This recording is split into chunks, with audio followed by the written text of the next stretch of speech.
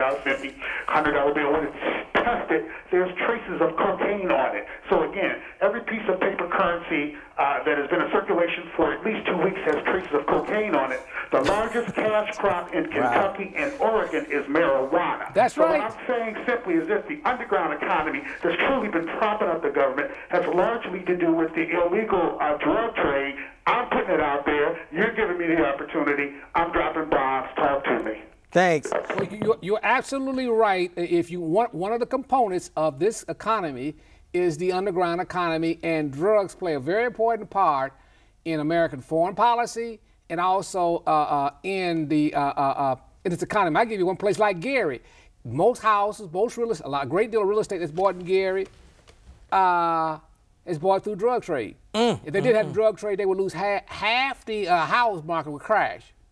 Well, one of the white realtors told me, he said, if we didn't have the drugs, he said, I'm not endorsing drugs, but I said, but that money flows, you can sell houses. He said, yeah, that's the name of the game. And that's what happened to Miami. If you look at South Miami, all of Miami Beach, that was built in the 70s with drug money. They came up from Colombia and all down in South America. They let it come in because we was in a recession and they needed that money.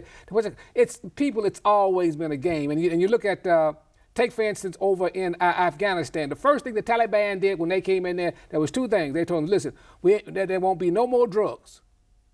They cut off the drug trade. They didn't allow, and they went back to strict, what's it called, the Muslim law, the Sharia. And then what happened was when they were overthrown, the first thing they did is start growing poppy. And poppy now is growing, it was greater than any time that they ever had to the Taliban. And I talk to most Americans, because you notice that most, and I'm not being nice when I say this, most of the people that will call this show are working class. Yeah. The bourgeoisie and the elite not going to call. They don't want to talk, because they don't want to, I don't think the bourgeoisie and the elite have their heads in the sand.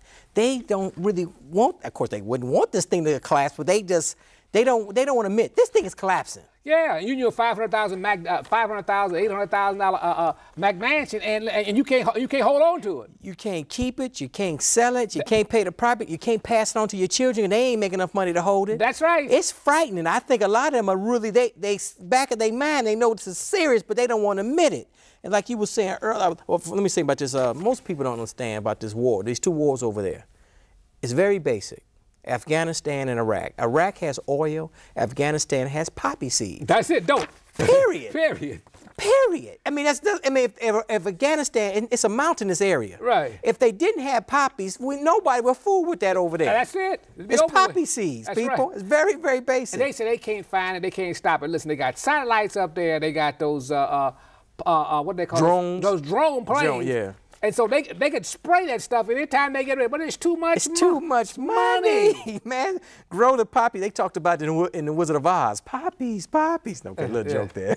But you gave me this information before we went on the air, and this is very serious. They're going to have like 1 million jobs lost every month after month.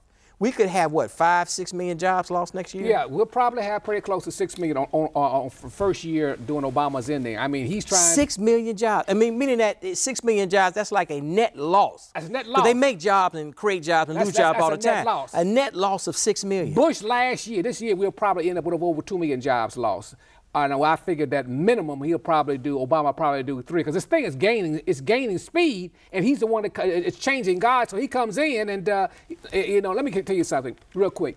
Barbara Walters asked him point blank when he interviewed Obama, and she said, "What is your worst fear?" He said, "You know what? My worst fear is that the bottom dropped out of the economy before I get in there. It drops out the top." Before he gets in. Before he gets in. But it's going to drop anyway, because they say, of course, you had the residential real estate has just collapsed. They said the commercial real estate is about to collapse. Oh yeah, but what about just look here? You got Circuit City, they closed 120 stores. You got Best Buy is closing stores. You got Ann Taylor. You got retail is toast. That's it. I mean, now wait a minute. They all got stores in the malls. Now how they gonna rent these stores? I heard even the water tower place is in trouble. Water tower place. Oh yeah, they bankrupt. That's bankrupt. It's over with. And so, because everybody see me. You see me in the big box store. I don't want to give any. And you see me in the dollar store. I ain't gonna lie to you. And you see me in the little cheap grocery store or whatnot. And you can laugh what you want, but that's how I'm making it. Caller, you're on Viewpoint Live. Go right ahead. How you doing? Hey, come on. Hello? Start talking. Hello? Bill, you got Am I on? Yeah, you Yeah. on? Am I on? Can you Yeah. hear me? What's the problem? You got a bad phone. Hey, Bill, give me another phone. Hello? Cut him off, Bill. Bill Godowski's in the control room. Get us another phone call. It could be on our end. Who knows? Yeah, yeah. This is technical stuff. It's over my head. But I think that, like I said, the real estate market is. Thanks, Bill. Cut that off. The commercial real estate market is about to close down, and the only stores that are going to be making money are this big box. I don't want to name the big box, and also the dollar store. When I go to the dollar store packed. Well, you know, the only retail that had sales up this year was Walmart. Everybody else was down. Target was down double figures. Right. All these stores, Neiman's Market, you name it, they were all down. They busted. They were frightened to death. No, Macy's. Well, they all gonna see that. And the thing about it, because everybody's scared. It's like this time of year. Sometime we take a little Christmas trip, a little holiday trip. But this year, I think we staying home. We afraid. Yeah. I mean, it's frightening. I think we're going to be okay. On my job, my day job, they already said we're going to be down at least 15%. 15% I can handle. 30%, you know, I don't know. 50% I'm screaming, anti-M, anti-M. You know what I'm saying? Yeah. It's frightening because a lot of folks, I mean, there are going to be massive layoffs. The Hudson River is going to turn red. The Hudson River in New York going to be blood red. That's right. With investment bankers and then the Main Street is, blood's going to flow down the streets of Main Street all around America. Well, Massive layoffs, that's what I'm saying. Well, listen, to show you how crazy it is, you can take a family of 4 on one of these top cruise lines for $500 for a week. The price has been cut. The price has been cut. They're terrified because the middle class, listen, they don't have all these cruise ships. I was in the Navy. I hate ships like that. My wife said, me and my wife, I said, no, I don't want to go on a ship. I live the ship. I hate ships. And people said, well, they got these luxury stuff and all these cruises. I said, that's just for the middle class to try to, look to be like Queen Elizabeth. But I said, all that stuff is going to go bankrupt. Carnival is just, it's over with. The thing that frightens me is this. How long is this going to last, and when will they recover? Now, I remember when I was a kid, well, I was a young man, like in my 20s, when they had the other recession, when Reagan was in about the early 80s, a lot of folks lost their jobs, and they never returned to the job market for various reasons. Is this going to happen now? A lot of folks who lose their jobs will never return back. Well, I say this, you're going to have, the unemployment officially is roughly about 6.8%.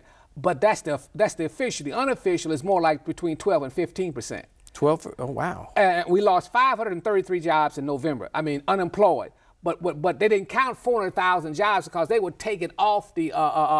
Taken off. Taken off because they went through their unemployment. So if they had been on that, you got 900,000. That's a million jobs.